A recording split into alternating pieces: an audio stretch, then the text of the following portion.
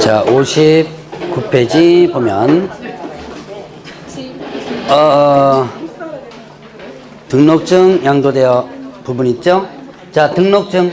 자, 아까 첫 번째 시간에 자격증 양도되어 부분 봤죠? 자, 그러면 이제 등록증 양도되어. 자, 등록증에 대한 양도, 그 다음에 대여, 그리고 양수를 금지한다. 자, 이거는 자격증 양도대 양수와 거의 똑같습니다. 자, 양도되어 이제 개업 공인중개사는 다른 사람에게 자기의 성명 또는 상호, 여기까지 이제 상호가 들어가요. 성명 또는 상호로 사용해서 업무를 하거나 양도돼서는 안 된다라고 나오고요. 자, 그 다음에 또 받아서 업무를 해서는 안 된다고 나오죠. 자, 그러면 이제 증 빌려줬다. 걸리면 어떻게 돼요? 아까랑 똑같습니다. 취소된다. 반드시 취소되겠죠? 반드시 취소되는 걸 뭐라 그랬죠? 네, 절대. 자, 절대 등록 취소가 되고, 자, 형벌은 1년 이하 징역 또는 1,500금이에요. 자, 그 다음에 또 준자뿐만 아니라 받은 자도 형벌 1- 이렇게 되죠. 예, 요렇게 하는 것이 자, 등록증 양도대여입니다. 그러니까 자격증 양도대여나 등록증 양도대여나 거의 어떻게 돼요? 같죠.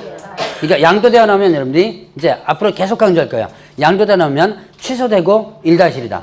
이것만 여러분들 머릿속에서 기억하면 되는데, 그럼 이제 아까 여러분들 배웠던 자격증 양도대여와 등록증 양도대여 차이점. 이거는 좀 알고 넘어가세요. 여러분들이 뭐 이런 차이점이 뭐냐라고 문제는 나오지 않지만 그래도 알고는 넘어가시고 잘 알면 나중에 요거 갖고 잘 활용할 수 있습니다. 자, 보죠. A는 자격증 일단 가지고 있습니다. 자격자고, 자, 그 다음에 B는 어떻게 돼요? 자격이 없습니다. 자, 그러면 공인중개사 자격이 없는 사람이 중개업을 하려면 자격증 빌려야죠. 그래서 A 보고 야, 자격증 빌려줘. 그럽니다. 그럼 얘가 얘따 가져가라. 자격증 던져줬어요. 그럼 이거 양도대여인가요? 이건 양도대여가 아니죠. 자격증 이 사람이 갖고 갔다가 양도대여가 아니죠. 자, 왜냐? 아무리 갖고 가봤자 자기 명의로 등록 못하죠. 자격증 가진 사람 명의로 등록할 수 있으니까. 그러니까 이제 빌려달라 그러면 누가?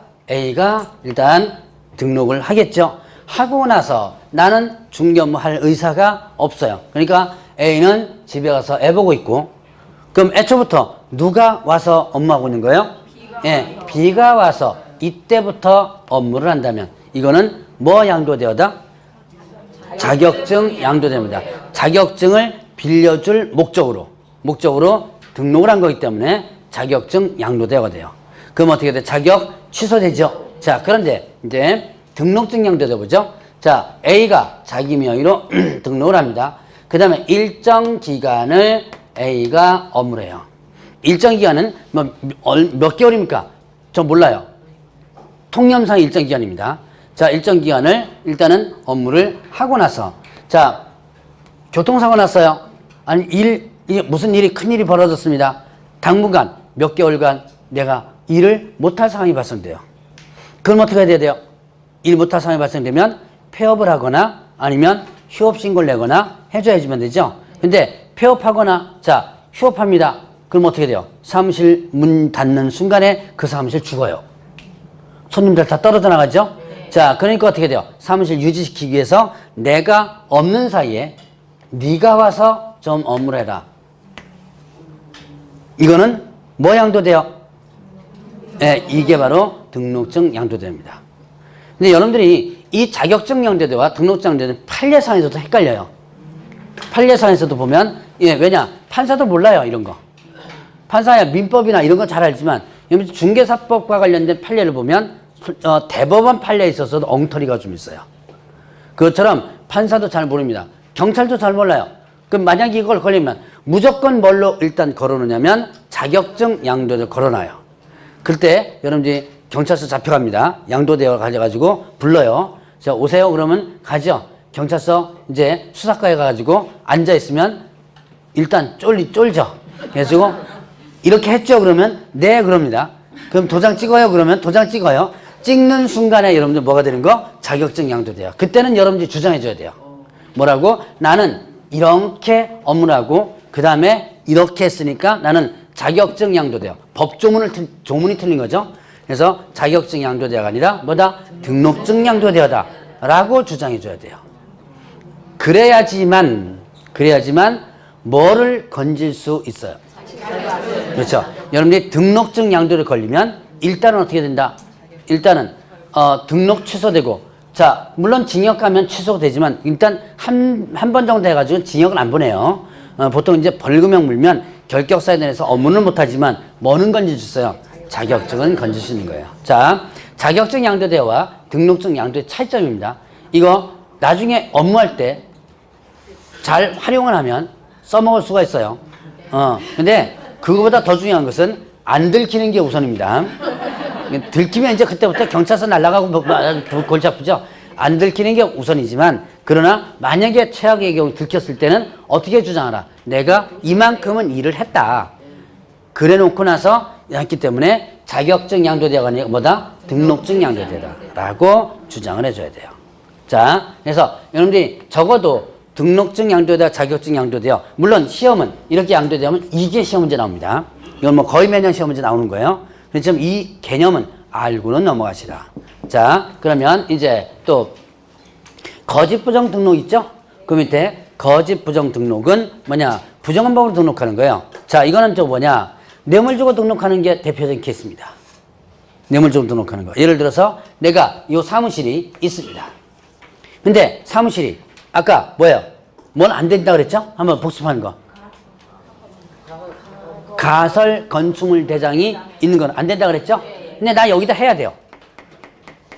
가설 건축물 분명히 안 된다 그랬죠? 나 여기다 해야 돼요. 방법. 분명히 안 된다 그랬습니다. 난 여기다 분명히 해야 돼요. 할 수 있는 방법은? 금방 제가 얘기했잖아요. 예, 뇌물 주면 됩니다. 금방 얘기했잖아요, 이거. 담당 공무원 불러다가 뇌물 주면 돼요. 근데 나는 뇌물 받았죠. 그래서 나는 이제 그다음 단속 안 하겠죠. 근데 이제 이게 순환되죠. 보직이 순환됩니다. 근데 나중에 후임자가 와서 보니까 뭐 이상해요. 뒤지다 보니까 뇌물 받아가 산 거거든요. 그렇게 걸리면 이게 거짓 부정한 범으로 등록하게 됩니다. 그럼 들켰다면 어떻게 된다? 등록이 반드시 취소되고, 자, 형벌 3년 이하징역 또는 3,000원. 자, 무겁죠? 3-3. 자, 그 다음에 무등록. 자, 보죠. 일단 등록 효력이 소멸되는 것부터 보죠. 등록 효력이 소멸되는 거. 자, 어떤 경우에 등록 효력이 소멸된다? 사망, 해산하면, 그 다음에 또 사망 해산했을 때, 그 다음에 또 등록 취소됐을 때, 폐업했을 때. 사망 해산, 폐업, 등록 취소되면 등록 효력이 소멸된다. 그 등록 효력이 소멸되고 나서, 자, 죽는 순간에 소멸하는 거예요. 죽는 순간에 소멸합니다. 자, 그 다음에 또 폐업하면 취소되면 소멸되는 거죠. 그리고 나서 계속 중개업한다 뭐가 되는 거예요? 이게 바로 무등록이죠. 자, 의외로 많이 여기서 걸려요. 특히 제가 케이스를 2번이나 본 케이스가 있습니다. 남편이 죽었어요. 남편이 개업공개사예요. 근데 같이 누구와 같이 많이 해요? 네, 부인과 같이 많이 하죠. 장사 누가 더 잘해요? 네, 부인이 더 잘하죠. 그러니까 그 동네에서는 다 이 사람이 사장인 줄 아는 거예요. 보통 이제 이 관계, 이 중개사법 관계를 알면 그 등록증도 보고 그러면 아, 누가 사장인 건 아는데, 보통 이걸 모르면요, 누가 많이 설쳐요. 부인이 많이 설치죠. 그러니까 이 사람이 사장인 줄 알고 있는 거예요. 그래서 남편이 죽었는데 어떻게 돼요? 그걸 가지고 계속 사무실 문을 열고 남편 동상 찍어가면서 업무를 했던 실제 사례가 있어요.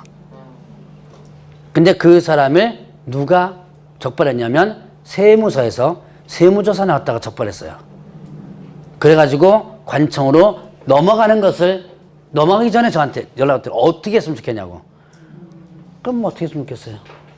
세무서 직원 붙잡을 수밖에, 바지칸이 붙잡을 수밖에 없죠. 그래가지고 무마를 시키고 잽싸게 문 닫았던 그런 사례가 실제 있습니다. 그래서 여러분들이, 자, 만약 죽고 나서 그 옆에 사람이 계속한다면 이건 대표적으로 무등록이에요. 자, 그러면 이렇게 무등록. 자, 무등록은 어떻게 된다? 3가지만 여러분들 일단 기억하면 돼요. 자, 중개사무소 개설 등록 안 하고 중개업을 하는 자에 대한 부분에서 3가지는, 일단 뭐다? 보수 청구권이 없다. 보수 청구권이 없습니다. 그러니까 자, 무등록업자는 의뢰인에게 돈 달라고 법적으로 요구할 수 없어요. 그러면 거꾸로 의뢰인은 이 사람에게 의뢰를 해가지고 거래가 됐다 하더라도 보수 지불할 의무가 없는 거죠. 돈 안 줘도 되는 거예요. 이 사람 무등록이면 나 못 주겠다 라고 하면 됩니다. 청구권 자체가 일단 없어요. 자, 그러면 또 하나 보수약정은 보수약정이 무효입니다. 약정이 무효다. 자, 얼마 주겠다, 얼마 받겠다. 그럼 내가 이거 해주면 얼마 주겠다. 그럼 얼마 주겠다 그러 약속했죠? 그거 무효예요. 그러니까 자, 설사 돈을 줬습니다. 돈 준 거 도로 받아낼 수 있어 없어요? 있죠? 무효니까. 그리고 반환 의무가 있어요. 자, 그 다음에 형벌 어떻게 된다? 3년 이하 징역 또는 3천만 원 벌금. 무등록은 이렇게 세 가지만 정리를 해보면 됩니다. 자, 이제 다음 계속 이거 지겹게 떠들 겁니다. 지겹게 떠들 거니까 지금 눈여겨서 한번 보시고 넘어가시고요. 자, 그러면 이제부터는 뭘 보느냐? 바로 이제 결격사유. 오늘의 마지막 진도 나가는 거 결격사유입니다. 자, 결격사유의 효과. 자, 아까 잠깐 했을 겁니다. 자, 결격사유에 해당되면 등록을 할 수 있다 그랬어요? 없다 그랬어요? 없다 그랬죠? 그래서 개업, 공인중개사 입장에서 보면 일단은 등록을 할 수 없다. 만약에 등록 신청했습니다. 관계기관에 조회한다 그랬죠? 조회해봐가지고 결격사유에 해당되면 등록이 반려됩니다. 도로, 뭡니까? 서류 돌려줘요. 반려되고, 그 다음에 또 이제, 만약에 등록한 개업공개사라면 어떻게 된다? 등록이 반드시 취소됩니다. 등록이 반드시 취소된다. 어떻게 하는 거예요? 반드시 취소된다. 뭐라고 표현했죠? 네, 절대 등록 취소가 되죠. 자, 이렇게 등록할 수 없고 등록한 개업공개사는 중간에 결격사유가 된다면 등록이 반드시 취소되고요. 자, 그러면 이제 또 고용인 입장 보죠. 고용인 입장에서 보면, 자, 고용인 누구예요? 고용인. 개업공개사는 고용인이 아니고 사장이죠. 그러면 고용인 하면 직원이죠. 직원이면 누가 있어요? 네, 소속공개사하고 중개보조원이죠. 자, 이제 앞으로 제가 사장 직원 안 할 겁니다. 뭐라면, 자, 직원은 고용인이라고 표현할 거예요. 이 법에서는 뭐라고 표현되어 있다? 고용인이라고 표현되어 있어요. 자, 소속공개사, 아까 용어 지정이 봤죠? 예. 네. 뭐였죠? 갑자기 또 물어보니까. 뭐 자격증 취득해서 취직한 자, 이거는 제가 예를 들기 위한 얘기고, 이제 법적인 용어 지정이가 있었죠? 소속되었다 떠올려서요. 소속되었다. 누구에게? 그렇죠. 개업, 공인중개사에 소속된 누구예요? 그렇죠. 공인중개사로서 수행하거나 보조하는 자 이렇게 됐죠? 자, 그럼 중개보조는요? 중개보조는 용어정의가 뭐예요? 그렇죠. 공인중개사가 아닌 자로서 이렇게 되죠? 예. 얘 자격증 없다는 거 먼저 떠올리면 됩니다. 취직했죠? 개업공개사에 소속되어 현장 내 일반 사무 단순 업무를 보조하는 자. 자, 이 둘을 고용인이라는데, 이 고용인 부분에서 보면 고용인이 결격사 내면 종사를 못합니다. 취직할 수 없다. 자, 그 다음에 또 취직할 수 없고요. 또 만약에 취직했다가 중간에 결격사에 해당되죠. 그러면 어떻게 된다? 이때는 잘라줘야지면 돼요. 몇 개월 이내? 2개월 이내. 자, 2월 내에 그 사유를 해소하라 라는 내용이 있어요. 자, 2개월 내 그 사유를 해소하라. 그럼 2개월 내 뭐 하라? 잘라야 돼요.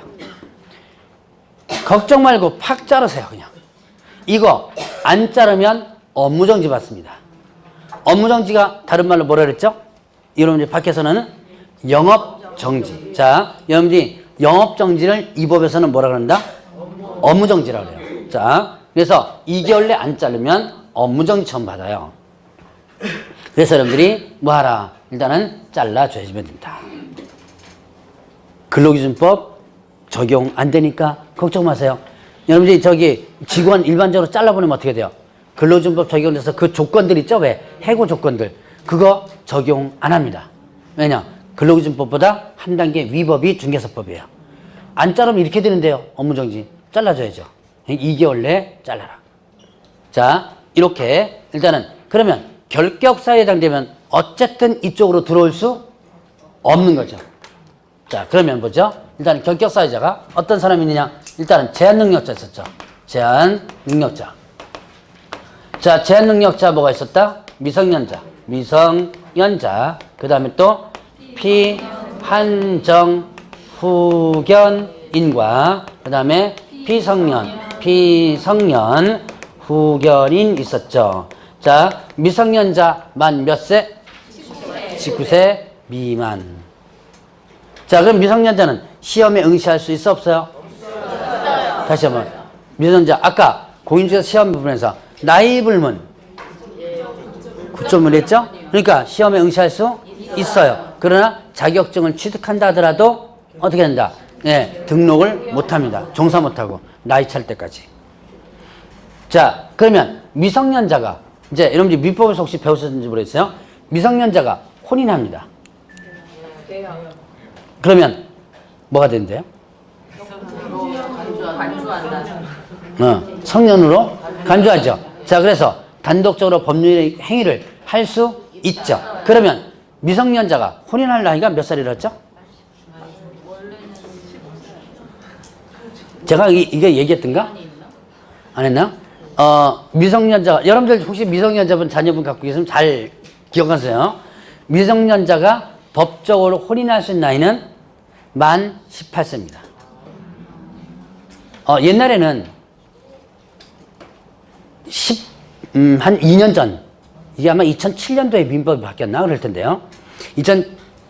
7년도가 바뀌었을 거예요.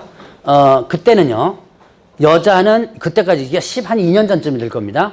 여자는 16세였고, 그 다음에 남자는 18세였었어요. 근데, 어리고 그게 아니라, 이게 문제가 뭐냐면, 옛날엔 12살 때도 갔어요. 옛날에 12살 때 갔죠? 예, 그게 어리고 있는 게 아니라, 이게 남녀 차별이랍니다. 예, 별거 갖고 남녀 차별 다 따져요. 그래서 그때, 남자, 여자 똑같이 18세로 만들어놨습니다. 기왕 할 거 16세로 다 내려놨으면 더 좋았을 텐데. 어쨌든 지금 18세예요. 그럼 자, 이제 보죠. 이제 미성년자가 혼인을 합니다. 그럼 법적으로는 성년을 인정하죠? 그럼 여기서는 어떻게 될까요? 인정할까요? 안 할까요? 안 해요. 안 합니다. 미성년자 인정하지 않는다. 요거 갖고 헷갈려요.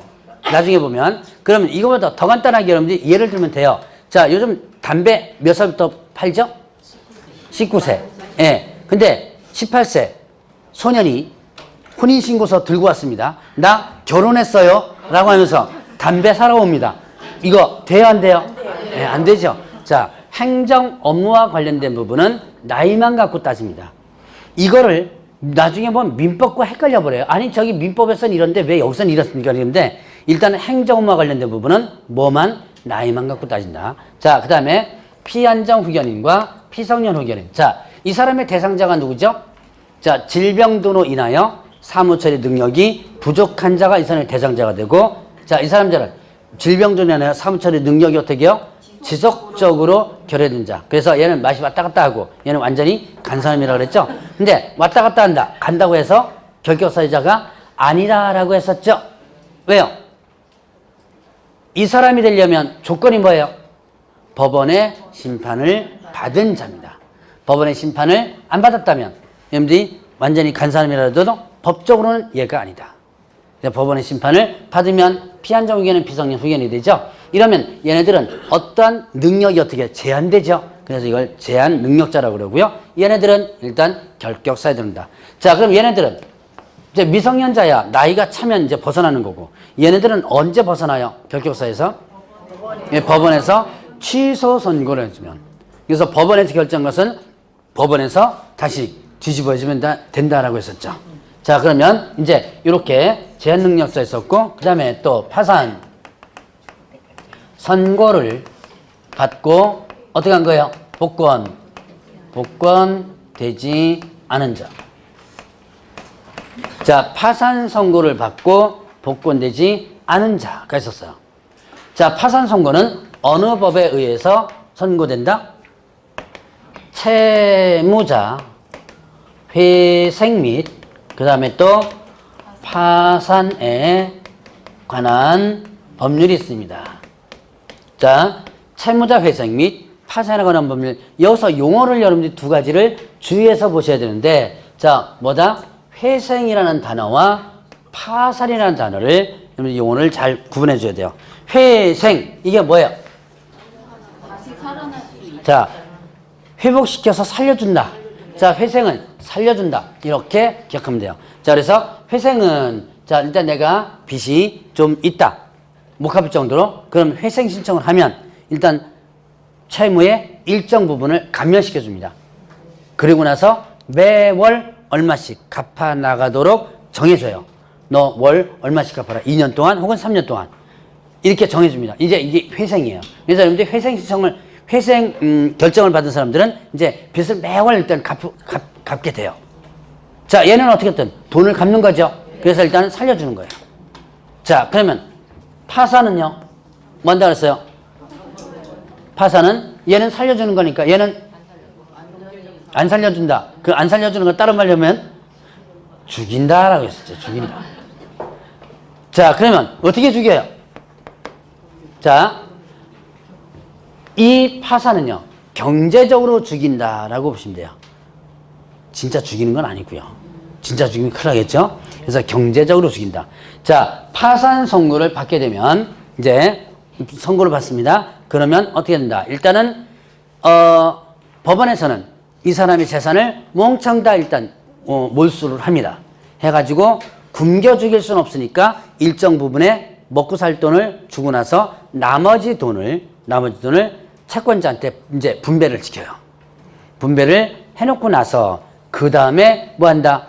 이제 채권자는 이 파산자에게 강제적으로 청구하지 못하도록 이렇게 만들어 놔요. 자, 그리고 나서 제가 금방 뭐라 했죠? 죽인다라는 소리 했었죠. 어떻게 죽인다 그랬어요? 경제적으로. 이제 이게 뜻이 무슨 뜻이냐?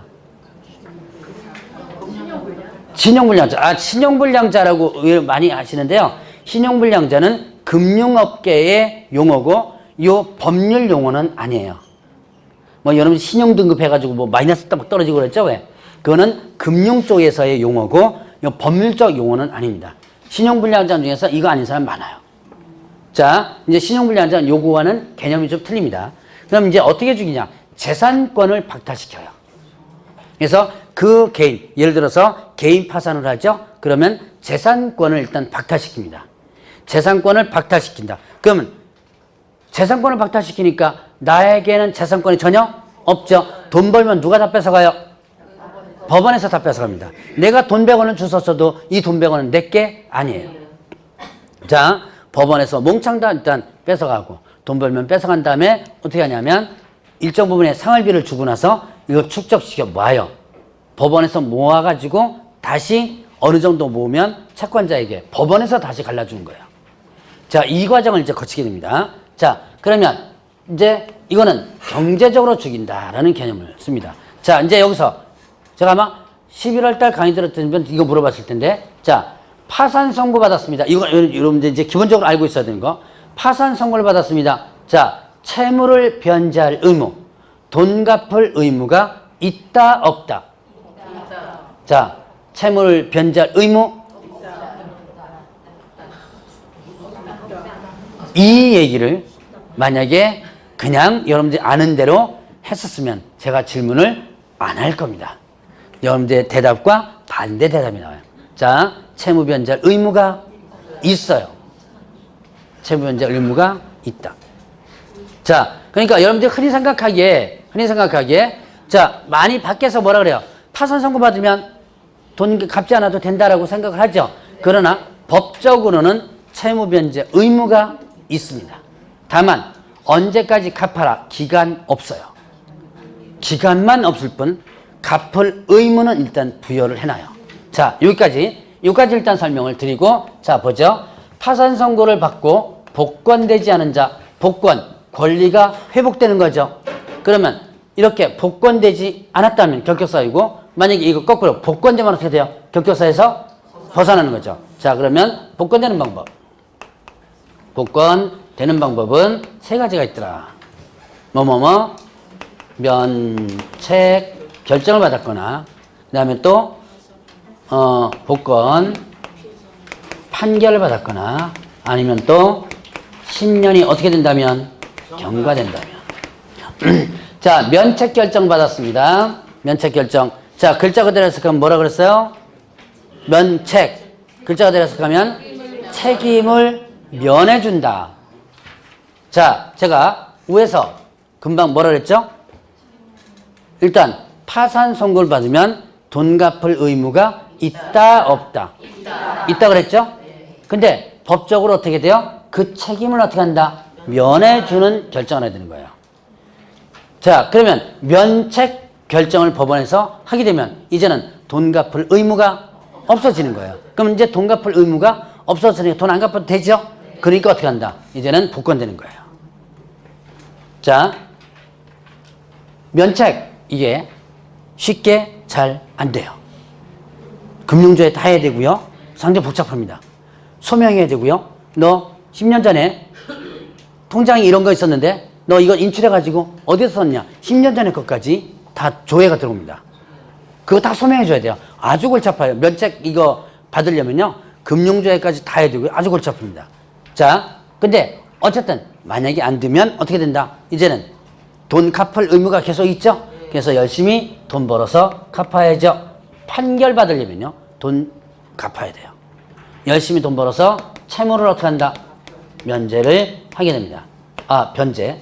채무 변제를 한다. 자, 그러면 돈 다 갚았죠? 돈 다 갚았다고 복권되는 거? 아닙니다. 왜? 법원에서 결정한 것은 법원에서 뒤집어지면 된다 그랬죠? 그래서 자, 나 돈 다 갚았으니까 도로 원위치해달라. 뭐란다? 복권 신청을 하는 거예요. 이렇게 복권 신청을 해서 실제 법원에서 보니까 돈 다 갚았구나 라는 거 알겠죠? 그러면 복권 판결이 내려집니다. 그럼 복권 판결 내려지면 이제 어떻게 되는 거예요? 복권 된 거예요. 그럼 결격에서 벗어나죠? 자, 근데 이거 잘 돼야 안 돼요? 돈 갚지? 대부분 못하죠? 자, 여러분들이 저기 연예인들 중에서 지금 파산 선고 받은 사람들 좀 잘 나가는 사람 2명 있죠? 이상민, 또 하나. 예, 윤정수. 자, 둘. 윤정수는 지금 면책 결정 받았습니다. 근데 저기 뭐예요? 뭐지? 나온 김숙이랑 나온 게 뭐야? 최고의 사랑인가? 네. 거기서 잠깐 들어보니까 여러분들은 그걸 놓쳤는지 모르겠는데 저는 그 말을 이걸 강의하다 보니까 그 말을 놓치지 않았는데 이미 나는 안 갚아도 된다. 안 갚아도 된다는 뜻은 뭐예요? 면책 결정을 받은 거예요. 그런데 도의적으로 갚는다 그래요. 그래서 지금 갚고 있답니다, 지금. 그러니까 법적으로는 안 갚아도 돼요. 그럼 법적으로 안 갚아도 된다는 얘기는 이거 받았다는 얘기죠? 네, 그러나 이제 도의적으로 갚는다 그래서 지금 갚고 있다. 거의 다 갚아간다 그러는 것 같으면요. 자, 근데 이상민은 일단은 면책 결정을 못 받았습니다. 왜요? 면책 결정 받으면 맞아 죽을 것 같으니까. 거기 지금 채무자들이요. 여러분들 이제 우리 새끼인가 그거 혹시 보셨어요? 네, 그 채무자들 딱 보니까 거의 다 조폭들이에요. 그 소면은 돈 굴리는 사람들 있죠? 대부분 다 조폭들이거든요. 그래서 그 조폭들이 많더라고 보니까. 그래서 만약에 면책 신청을 하게 되면 어떻게 돼요? 너 내 돈 안 갚으려고 하는구나 그래가지고 그 얘기가 잠깐 우리 새끼 거기서 잠깐 나왔었어요. 전 참 별거 다 보죠. 네, 그런 거 다 봅니다. 거기에서도 그런 얘기가 잠깐 나왔어요. 이거 하려고 엄청나게 망설였다. 근데 그때 이제 순댓국 사 먹고 하는 그 과정에서 잠깐 얘기가 나왔는데 엄청나게 망설였다 그래요. 그런데 참아 못하겠더라 하면 누가 쫓아와요? 그 60억인가 70억인가 거기서 당장 쫓아오겠죠? 그래서 못하고 열심히 지금 갚고 있는 중이죠. 자, 그래서 어떻게 되냐. 지금 현재는 파산자 형태 그대로 되는 거예요. 자, 그러면 어쨌든 이상민 같은 경우는 뭐 연예인이니까 뭐 열심히 갚는다고 치고 일반인들은 거의 못 갚아요. 그럼 못 갚으면 평생 그러냐? 그건 아니에요. 몇 년이 지나면? 10년이 지나면. 자, 10년이 경과된다면 이때는 자동 복권됩니다. 즉 이걸 당연 복권이라고 해요. 법적으로 그냥 복권해줘요. 그럼 왜 그러냐? 이 사람 평생 늙어져가지고 요양원에서 골골될 때까지 재산권을 갖다가 어떻게 해야 돼요? 이 법원에서 가지고 관할할 수는 없죠. 그래서 딱 10년이라는 기간. 왜 또 10년이냐? 이건 또 뭐냐면 일반 채권 소멸시효라는 게 있어요. 이건 뭐 여러분들이 꼭 법을 안 배웠어도 아실 거예요. 뭐예요? 돈 빌려줬다가 몇 년 동안 못 받으면 10년. 그러면 법적으로 청구할 수 없는 상태가 되어버리죠? 예, 그게 10년이거든요. 그래서 요 10년이라는 개념이 거기서 나온다라고 볼 수 있어요. 자, 그러면 어쨌든 자, 요 세 개 중에 하나면 뭐가 된다? 세 개 중에 하나면 복권된다. 그럼 복권되면 결격사에서 어떻게 한다? 벗어난다. 회생은 결격사에 해당돼야 안 돼요? 회생은 결격사유? 아니죠. 살려주는 거니까. 이건 24회 때 문제 한 번 나왔던 거예요. 다 문제 한 번씩 나온 겁니다, 이게. 자, 그러면 이제 형벌받은 자, 우리 있죠? 금고 이상의 실형을 선고받았습니다. 그 다음에 집행이 어떻게 됐다?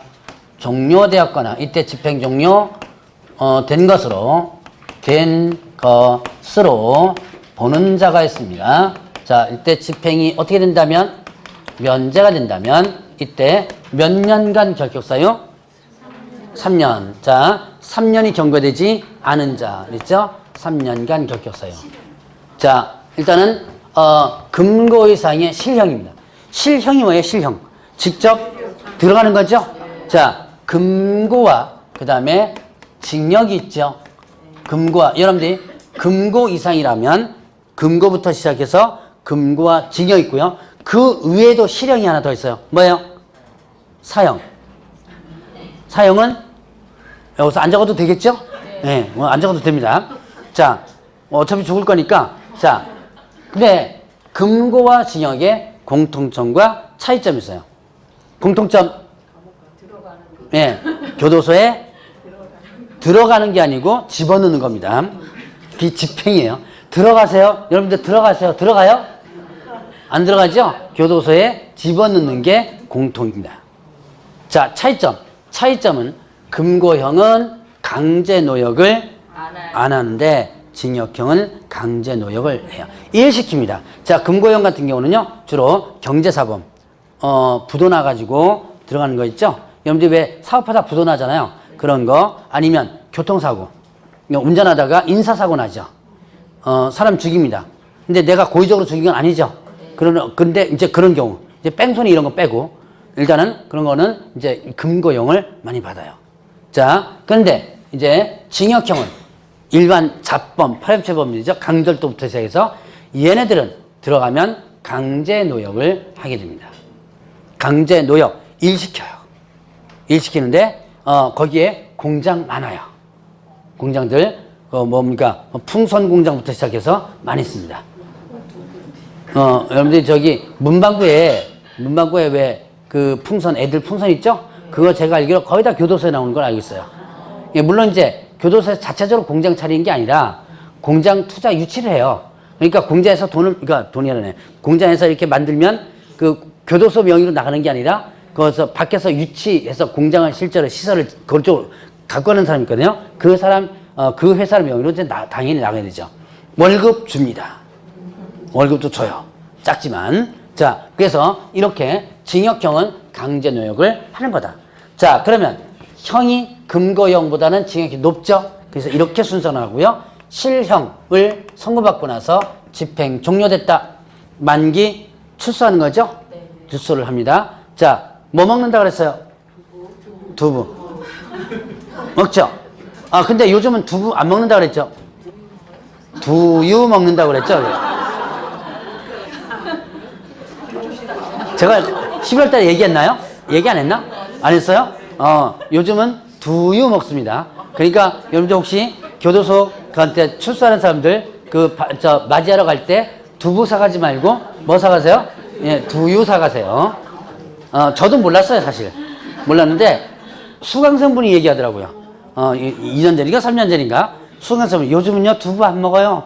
두유 먹어요. 그러더만. 예, 어쨌든 한 저선에게 사가면 됩니다. 자, 그럼 이제 출소하고 나서 그때부터 몇 년? 3년간 결격사유예요. 그러면 이때 종료된 것으로 보는 자가 있었는데요. 자, 종료된 것으로 뭐 하는 거? 간주하는 자예요. 간주하는 자. 그러면 이때 이 사람이 누구냐? 자, 가석방을 받습니다. 그리고 자녀, 형이 어떻게 된다? 종료가 된다면. 자, 가석방에 관한 법률에서 나오는 부분인데 여러분들 그거 몰라도 돼요. 여기 있는 것만 일단 알아도 돼요. 자, 용어를 간단하게 표현한다면 가석방. 여러분 많이 들어봤죠? 가짜로 석방시켜줬다라고 보시면 돼요. 이 가짜가 임시 가짜도 되지만 가짜일 때 그 가짜도입니다. 그래서 자, 가짜로 석방시켜줬다. 그럼 뭐예요? 이 의미를 여러분들이 기억하셔야 돼요. 가짜로 석방시켜줬다. 이게 무슨 뜻? 교도소에서 몸은 미리 나온 거죠. 근데 내가 받은 형은 그대로 계속 유지가 되고 있는 거예요. 이게 교도소에서 뭐만 빠져나온 거? 몸만 빠져나온 거죠. 그러니까 내가 자, 징역 3년을 선고받습니다. 그런데 2년 만에 뭘로? 가석방으로 풀려난다면 교도소에서 2년 만에 몸은 빠져나왔지만 내가 받은 3년형은 그대로 어떻게 돼요? 진행되고 있는 중이에요, 지금. 법적으로. 그러면 결국은 요 3년이 끝나야지만 형이 끝나는 거죠? 요 3년 끝난 시점, 요게 종료된 것으로 간주하는 시점이에요. 그럼 그때부터 시작해서 몇 년? 3년 이렇게 되죠. 그러니까 가석방 시점부터 만약에 한다면 어떻게 돼요? 가석방 시점부터 한다면 이때 요 1년까지를 포함시켜주면 되죠. 시험 문제 2번 나오는데요. 이거 의외로 나중에 여러분들 헷갈리더라고요. 5월달까지 해도 여러분들이 까먹는 경우가 있어요. 그런데 가석방에 대한 개념만 여러분들이 잘 이해하시면 충분히 이해가 가능합니다. 자, 그러면 일단은 집행면제. 자, 집행이란 뭐죠? 금고형과 징역형의 집행이 뭐예요? 교도소에 그렇죠. 집어넣는 거죠? 집어넣는 게 집행입니다. 그 집행을 뭐 한다? 면해준다. 그러면 교도소에 집어넣는 거를 면해주는 거니까 자, 이미 집어넣었던 기간은 지난 기간은 면제시킬 수 없죠. 그러니까 남은 기간을 면제시켜주는 거예요. 자, 바로 이 집행면제 대표적인 케이스가 뭐냐면 특별 사면입니다. 특별 사면. 두 자로 줄이면 특사. 광복절 때마다 영화 나오는 게 있습니다. 많이 나오죠? 왜? 예. 자, 바로 그거예요. 그러면, 보죠? 특별 사면을 받게 되면 남은 형을 법적으로 면제시켜줘. 자, 내가 징역 3년 선고받고 2년 만에 뭘로? 자, 특별 사면으로 풀려났습니다. 2년 만에 특별 사면으로 풀려난 거예요. 그러면 남은 형이 얼마 남았어요? 예, 1년. 요거를 어떻게 한다? 면제를 해주는 거예요. 없애주는 거죠. 결론. 나 징역 3년 받았습니다. 2년 만에 특별 사면으로 풀려난다면 나는 징역 몇 년 받은 거? 2년. 그렇죠. 법적으로 보면 2년을 받는 거죠. 자, 1년이 면제되니까 그럼 이때부터 시작해서 어떻게 돼요? 3년을 계산하면 되죠. 자, 그런데 특별 사면과 대비된 또 하나의 사면인데요. 근데 일반 사면이라는 것이 있어요. 이거는 특별 사면은요, 대통령의 직권상이고, 일반 사면은, 이거는, 국회 동의로서 대통령이 해하는 건데, 이거는 주로 정치적 목적에 의해서 하는 경우가 많아요. 자, 그러면 이렇게 일반 사면은, 그러면 집행 면제가 아니고요, 뭐라고 표현하냐면, 형면제라고 그래요. 형면제. 받은 형을 어떻게 한다? 면제해준다. 받은 형을 면제해준다. 그럼 있었던 것을 없었던 것으로 만들어준 거죠. 자, 내가 징역 3년을 선고받고 나서 2년 만에 뭘로 풀려났다? 일반 사면으로 풀려납니다.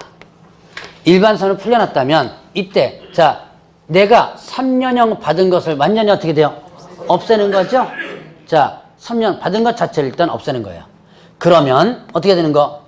자, 내가 이제 징역 3년 받고 2년 만에 일반사 풀려났다면 나 징역 3년 받은가 안 받은 거? 네, 안 받은 게 되는 거예요, 법적으로. 그러니까 안 받은 게 되는 거니까 얘는 풀려나면서 바로 뭐가 되는 거? 결격 사유에서 벗어난다. 왜? 나는 내가 비록 교도소에서 2년 동안 살았지만 나는 법적으로는 어떻게 돼요?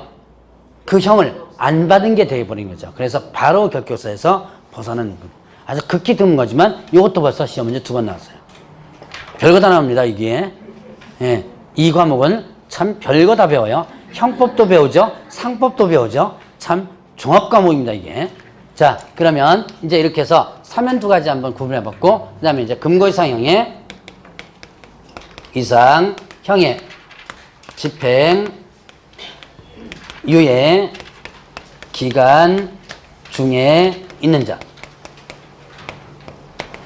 자, 금고 이상형의 집행유예 기간 중에 있는 자.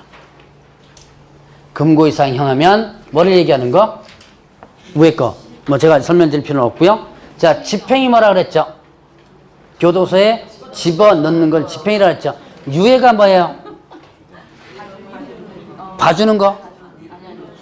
봐주긴 봐줘요.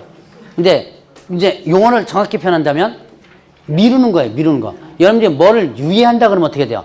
어떠한 사항을 유예한다 그러면 그 사항을 미루는 거죠. 자, 그러면 자, 집행을 뭐 한다? 미루는 게 되는 거예요. 자, 이제 이건 여러분들 이제 뉴스 같은 데 많이 봤던 자, 징역. 예를 들어서 징역 1년에 집행유예, 집행유예 예를 들어서 뭐 2년 이런 식으로 한다면 자, 일단 징역 1년을 뭐 어떻게 해요? 징역 1년을 선고를 하죠. 1년은 선고를 합니다. 그럼 1년 선고했으니까 교도소에 집어넣어줘야죠. 집어넣는 걸 뭐라 그랬어요? 집행이라 그랬죠. 근데 뒤에 한마디 더 해놨죠? 예, 집행유예 몇 년? 2년. 그러면 교도소에 집어넣는 것을 2년 동안 뭐 하겠다? 미루겠다. 라는 얘기죠? 교도소 가요, 안 가요? 안 가죠. 자, 대답 잘 하셨죠? 예, 나중에 헷갈리지 마세요. 얘 징역 1년, 나중에 이제 기간 계산할 때 왜 1년 계산 안 합니까? 그래요. 자, 일단은 얘는 교도소 안 간다. 일단 그래서 형사사건이 걸리죠? 그래서 변호사를 사게 되면, 만약 변호사가 집행유예만 선고받게 하면 성공보수를 달라고 해요. 왜냐면 어쨌든 교도소에 들어가는 거는 아니니까. 자, 그 다음에 이렇게 집행유예를 선고했습니다. 그럼 이제 이 유예 기간 동안 조용히 지나면 만약에 이 사이에 또 무슨 짓을 또 한다면 그러면 집행유예 취소됩니다. 취소되고 도로 뭐 해야 돼요? 교도소 가야 돼요. 그런데 그 기간이 딴짓 안 하고 조용히 지나면 자, 이제 여기서 법률적 효과를 일단 여러분들이 좀 알아주셔야 돼요. 자, 징역 1년에 선고의 효력이 효력이 뭐예요? 소멸되죠. 자, 소멸됩니다. 소멸된다. 효력이 없어지는 거예요. 자, 그럼 이제 여기서 한번 보죠. 내가 징역 1년에 집행 2년 선고받았습니다. 그리고 딴짓 안 하고 조용히 이 기간이 지났죠? 네. 지났습니다. 그러면 어떻게 된다? 이때 나 2년 전혀 지났어요. 나 징역 1년 선고 받은가 받은 거? 그렇죠. 안 받은 게 되는 거죠. 그 효과가 발생되는 거예요. 그래서 자, 집행유예 기간 동안만 먹어야 되고 집행유예 기간 동안만 결격사에 해당되고 결격사에 해당되고 그 기간이 끝나면 결격사 뭐 한다? 벗어난다. 뒤에서 뭐라고? 내 욕했죠. 자, 그래서 이렇게 뭐 때문에 그런 거예요? 자, 봅시다. 그래서 이렇게 여러분이 집행유예란 의미를 여러분들이 파악을 해놓으면 돼요. 의미를 파악하면 됩니다. 자, 여기까지 하면 이제 형벌받은 자 부분이 끝납니다. 자, 그러면 이제 몇 가지 더 봐야 되는데 여러분들 교재에 보면 이제 이 법 위반해가지고 처분받은 자가 나와요. 66페이지에. 자, 공인중개사법 위반자, 공인중개사 자격이 어떻게 되면 자격이 취소되면 요거는 몇 년간 결격사유? 3년간. 공인중개사 자격 취소, 아까 자격 취소되면 3년간 결격사유에도 해당됐고요. 또 하나가 있었는데요. 자, 금방 3년 격사지만 또 한 3년간 뭐 못했죠? 네, 시험 못 봤죠. 이게 공인중개사 자격증이면 3년간 시험도 못 보고 3년간 뭐도 여기에 종사도 못합니다. 자, 그래서 이렇게 결격 사유에 해당된다. 그 다음에 자격정지. 자격정지. 자, 자격정지는 누구에게만 처분하는 거랬어요? 누구에게만? 소속 공인중개사. 자, 소속 공인중개사가 어떤 사항을 위반해서 뭐가 된다면 자격 정지가 된다면 그 정지기간 동안이 뭐가 된다? 결격 사유에 해당돼요. 자, 그러면 또 이제 등록 취소. 자, 등록 취소는 이 법 위반해서 등록 취소입니다. 그럼 결격사 몇 년? 3년. 자, 3년 이게 되죠. 자, 근데 여기 안에 두 가지의 예외적인 규정이 있는데 이 예외적인 규정은 다음 파트 때 일단 하기로 할 겁니다. 요거는 이제 다른 뒤의 내용과 좀 연결되는 부분이 있어서 자, 다음 파트 때 하기로 하고 지금은 머릿속에 뭐만 일단 기억하면 등록 취소되면 결격사 몇 년이다? 3년이다. 라고 하는 걸 일단 여러분들이 기억해 주셔야 돼요. 자, 그리고 나면 여러분들 이제 이런 내용이 나와요. 자, 67페이지에 업무정지 처분받고 폐업신고를 한 자로서 업무정지가 경과되지 아니한 자 있습니다. 자, 요건 간단하게 한번 설명드리죠. 업무정지가 뭐라 그랬죠? 영업정지라 그랬죠. 자, 그럼 영업정지 받았습니다. 업무정지 받았습니다. 폐업하는 거예요. 폐업하면 아까 잠깐 여기서 폐업하는 순간에 등록 효력이 무등록업자가 되는 건 아니죠. 등록 효력이 없어지는 거죠. 무등록 없어지고 나서 계속 업을 한다면 무등록이고 그냥 등록 효력이 없어지는 거예요. 폐업하는 순간에 등록 효력이 없어진다. 그러면 폐업하는 순간에 등록 효력이 없어져 버려요. 그러면 업무정지 받은 효력도 없어져 버리죠. 업무정지는 누구한테만 효력이 있는 거예요? 업무정지는 누구한테만 효력이 있는 거? 개업공개사에게만 효력이 있지. 그냥 문 닫아버리면 거기 업무정지라는 게 없죠. 그러니까 효력이 없어진 거예요. 등록 효력이 없어지면서. 그럼 어떤 현상이 벌어져요? 내가 업무정지 받았습니다. 예를 들어서 6개월 받았어요. 잽싸게 뭐 하면 돼요? 폐업하죠. 그럼 이제 일반인이 되죠. 그러면 다시 등록할 수 있는 상황이 돼버리죠. 효력 자체가 없어져 버리니까. 그거를 막기 위해서 업무정지 기간, 받은 기간 동안을 뭘로 만들어놨다? 결격서를 만드는 거예요. 자, 그 다음에 또 하나, 업무정지 처음 받은 개업공개사인 법인의 업무정지 사유가 발생한 당시에 사원 또는 임원이었던 자로서 업무정지 기간이 경과되지 않은 자. 자, 요건 잠깐 볼까요? 사원 또는 임원. 자, 사원 임원은 누구라 그랬죠? 경영진이죠. 자, 만약에 이 회사가 잘못되면 누가 책임진다? 경영진인 사원 또는 임원이 책임져요.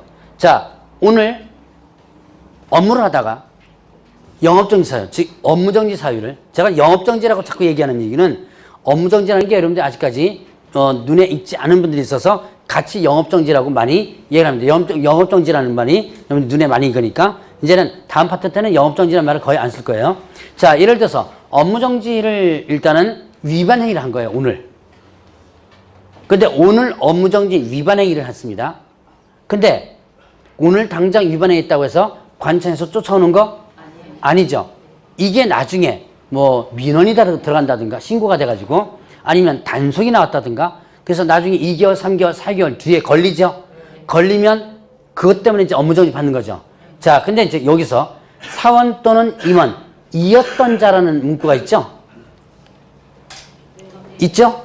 이었던, 이게 무슨 뜻이에요? 자, 그걸 이해하시면 돼요. 업무정지 위반 행위를 했을 때는 근무를 하고 있었어요. 그런데 나중에 그게 들켜가지고 이 법인이 업무정지를 받을 때는 어떻게 돼요? 받을 때는 있어요? 있는 사람 없는 사람? 없는, 이었던 자니까 업무정지 받을 때는 없는 사람이죠. 그러나 업무정지 위반 행위가 있을 때는 이 사람이 근무하고 있었죠. 그러니까 너도 같이 묻기라는 거예요.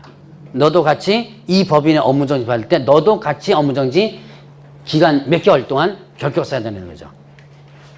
대략 설명만 일단 이번엔 입으로 설명합니다. 다음 파트 때 이제 사례가 일단 나갈 거예요. 사례가 나가면서 이제 할 텐데 지금 이런 거구나라고 하는 것을 일단 그냥 듣고 한번 넘어가세요. 자, 그러면 이제 또 뒤에 가면 이 법 위반해서 자, 이 법 위반해 가지고 얼마예요? 300만 원. 300만 원 이상의 뭘 받았을 때 벌금형을 선고받는다면 이 법 위반해서 300만 원 이상 벌금을 선고받는다면 몇 년간 결격사유? 3년간. 네, 3년간 결격사 된다. 이 법은 무슨 법이에요? 중개사법이죠.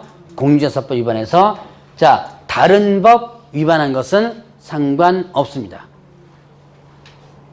다른 법 위반해서 벌금형은 결격사에 해당되지 않아요. 무슨 법 위반해서만? 이 법 위반, 중개사법 위반해서 300만 원 숫자, 그럼 300만 원 미만이면 상관없겠죠? 300만 원 이상 받으면 3년간 결격사예요. 자, 지금 3년간이 몇 개가 나왔냐면 4개 나왔어요. 딱 4개입니다. 자, 뭐죠? 금고 이상의 실형, 선고받고 집행 종료 면제되면 몇 년? 3년. 자, 그 다음에 자격 취소 몇 년? 3년. 등록 취소 3년. 자, 그리고 이 법 위반해서 얼마 이상? 300만 원 이상 벌금형 3년. 3년짜리 4개예요. 지금은 암기보다는 이해를 하셔야 돼요. 단순하게 암기하면 단순한 문제는 풀 수 있습니다. 근데 이게 문제가 종종 응용된 문제가 나와요. 기간계산 문제라든가 나올 때는 단순 암기하면 못 풉니다. 그래서 일단 결격사 이해하시라. 이해 못하면 지금 다 이해를 못한 부분이 있을 거예요. 그러면 나중에 가서 다시 이해를 해도 되니까 지금은 자꾸 이해하려고 일단 노력하세요. 자, 마지막으로 법인에 있어서 사원 또는 임원이 뭐 해당된다? 결격사에 해당된다. 자, 법인의 사원 또는 임원이 결격사에 해당돼요. 그러면 이때 사원 또는 임원 누구라 그랬죠? 한 사람이라도 결격사가 된다면 법인 자체가 결격사예요. 한 사람이라도 뭐다? 결격사가 된다면 법인 자체가 결격사에 해당된다. 그러면 아까 보니까 저쪽에 맨 끝에서 결격사 효과 배웠죠? 그럼 개업 공인중개사가 결격사에 해당된다면 어떻게 된다 그랬어요? 사유를 해소해줘야 돼. 그 사유 해소는 누구고요? 고용인이고. 고용인은 사유 해소라 그랬죠? 아니면 업무정지라 그랬죠? 근데 얘는 뭐 어떻게 될까? 얘는 경영진이죠? 얘는 법인 자체를 얘기하는 거예요. 얘가 만약에 한 사람의 결격사를 넣으면 등록 취소돼 버려요. 얘는 뭐니까? 경영진이니까. 그러니까 법인에 있어서 사원 또는 한 사람이라도 결격사에 해당된다면 뭐가 된다? 등록 취소된다. 너무 심하죠? 예를 들어서 어떤 법인이 5명의 임원이 있는데 그 중에서 1명이 결격사에 된다. 그럼 그 법인 취소시키면 나머지는 억울하잖아요. 그래서 살려주는 방법이 있습니다. 그 임원을 몇 개월 내에? 2개월 내에 사유 해소한다면, 교체시킨다면 이때는 등록 취소는 되지 않는다는 얘기예요. 자, 여기까지가 이제 결격사에 대한 기본 내용을 설명드렸습니다. 잘 이해가 안 된다 하더라도 일단 다음 파트 때 한번 더 공부한다라고 생각을 하시고 하시고요. 자, 그러면 다음 주에는 몇 페이지예요? 70페이지 고용인부터 공부를 하도록 하겠습니다. 자, 다음 주에 뵙도록 하겠습니다.